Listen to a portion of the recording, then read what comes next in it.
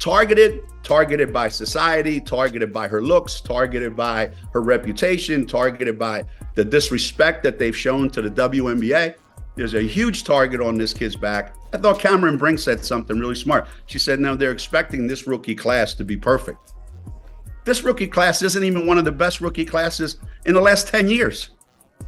But they've been put out to be that because the way social media is today. So what kind of impact is this rookie class having in the WNBA? If you only listen to one thing I say today, make it this. Caitlin Clark didn't destroy UConn with trash talk. She did it with silence. She did it by making the old powers look optional. If you stay to the end, I'm going to give you the single decision Caitlin made that exposed the real power shift in women's basketball. Not a highlight, not a quote, a decision. And once you see it, you'll understand why UConn and Geno can't just coach their way out of this. Because this isn't about X's and O's. This is about control. It starts with something that sounds small. One phone call, Caitlin has said out loud that she wanted Geno to call her, not because she needed attention, because he's Geno. The biggest name, the dynasty builder, the coach every elite player is told to dream about. But when recruiting time came, the call never came. No real push, no real pursuit, just silence. There's always going to be somebody that makes the team and everybody's surprised, and there's always going to be some people that don't make the team and everybody's surprised. But that's because they don't have to make those decisions, you know? My favorite part was that nobody mentioned me. So I thought that was really great. First time in 16 years. First time in 16 years. I wasn't the reason why somebody didn't make the team or somebody did make the team. And later, when people asked why, the explanation turned into something uglier. Because Geno didn't just say, we already had a point guard. He basically flipped it back on her. Like if Caitlin really wanted UConn, she should have chased him. Think about how backwards that is. A coach whose brand is built on spotting greatness, telling a teenager to prove herself to him. That wasn't just a recruiting miss, that was a message. You're not the priority.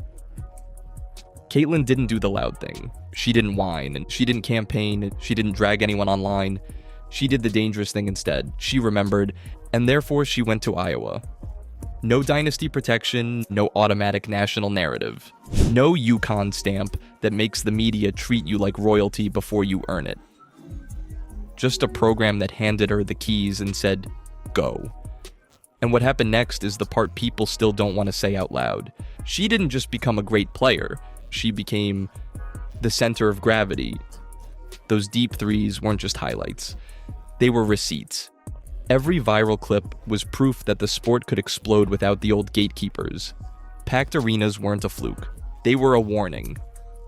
Because when fans show up like that, money follows, sponsors follow, TV follows, and suddenly the sport stops revolving around the same few institutions. But the old guard doesn't just watch that happen calmly, that they panic. And you could hear it in the way Geno talked.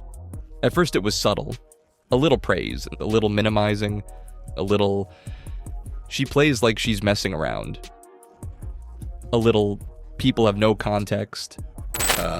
But it comes from a place where people want it so bad, but it's misguided. Then he started doing something even more obvious. He kept trying to attach her to UConn. He kept pulling her back into page comparisons.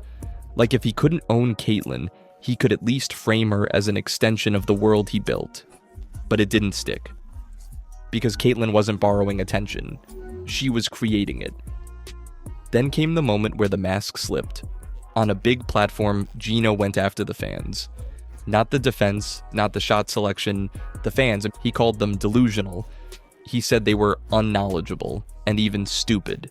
The worst part about new fans, they have no perspective. There's no context. So they just say ridiculous nonsense. All because they believed Caitlin could be in the MVP conversation as a rookie. That wasn't analysis, that was fear. Because what do those fans represent? They represent the market. They represent the new money. They represent the shift. And if you're a gatekeeper, the worst thing that can happen is the crowd stops asking you for permission. But here's where it gets brutal. Caitlin didn't respond with an interview. She responded with results. Rookie of the Year, all WNBA honors.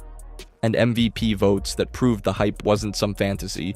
So the people he mocked weren't clueless. They were early, they saw the future before he did. And that's where the real damage happens, because it's one thing to be wrong, it's another thing to be wrong while you're insulting the people who are literally growing your sport. At that point, the conversation changed. It wasn't just Caitlyn is great. It became, wait, the old powers don't control this anymore. And when that realization hits, the next step is always the same. Money enters the room, a new league shows up, a 3-on-3 project with big names attached, serious backing, big ambition. But there's one problem. It needs a face. It needs a gravity source. It needs the one player who can pull millions of eyeballs on demand. And that's when reports started circulating that Caitlyn was offered over $1 million for an 8-week season. Stated Dave Portnoy, CEO of Barstool Sports, extended an olive branch to Caitlyn Clark, which could retrieve her $10 million a year. Now, the article goes on to talk about the Indiana Fever season, which we can skip past some of that. Think about that. The same world that didn't call. The same voice that downplayed. Now sliding a 7-figure offer across the table. Why? Because this was never just about basketball. This was about leverage. If Caitlyn signs, the story becomes, see, the future still runs through us. The gatekeepers get to absorb her audience. They get to turn her popularity into their platform. They get to rewrite the narrative like they were always part of her rise. But Caitlyn saw it for what it was. A late grab for control.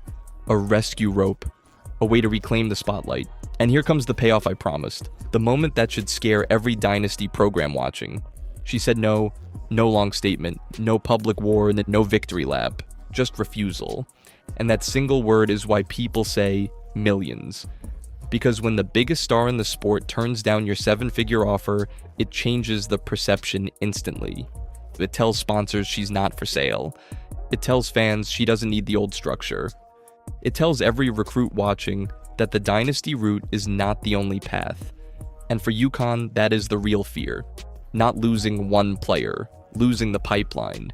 Because the next generation is watching this and thinking, if Caitlyn built the biggest brand in the sport without UConn, why do I need UConn? And when that question spreads, it hits everything. NIL leverage, media leverage, merch leverage, recruiting leverage, donor energy. Therefore, the cost isn't just imaginary.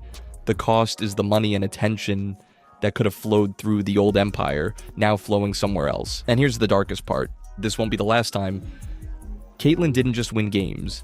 She showed a blueprint. Build your own gravity. Let the crowd decide. And when the gatekeepers come late with a bag of money, you don't even have to fight. You just decline. So ask yourself what happens next. If the biggest programs can't control the biggest stars, who actually runs women's basketball now? Because the next power shift is already loading. And the next dynasty that gets exposed might not see it coming until it's too late.